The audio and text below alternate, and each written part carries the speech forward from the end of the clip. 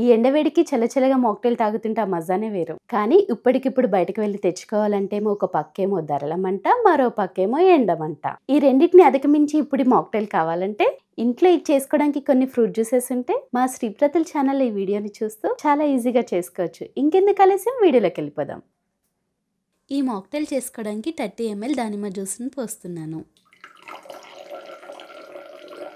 అప్పటికప్పుడు ఫ్రెష్గా దానిమ్మకాయల నుంచి తీసిన జ్యూస్ అయితే చాలా బాగుంటుంది. అలానే దీంట్లో ఐస్ క్యూబ్స్ని కూడా వేశాను.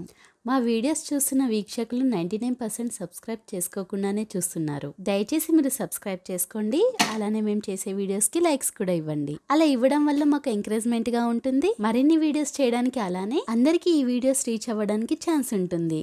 కొంచెం అంత పుదీనాను వేసి 60 ml ఆరెంజ్ జ్యూస్ని పోస్తున్నాను.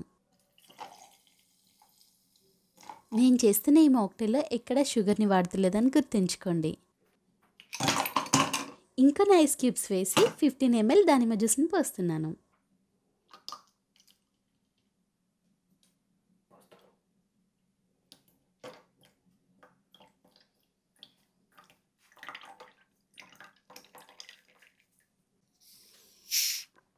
ఇప్పుడు దీంట్లో 30 ml స్ప్రైట్ని పోస్తున్నాను.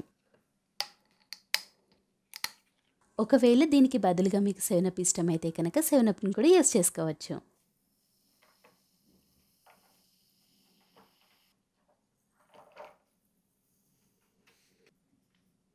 ఇప్పుడు మీకు నచ్చిన వాటితో దీన్ని డెకరేట్ చేసుకోవడమే.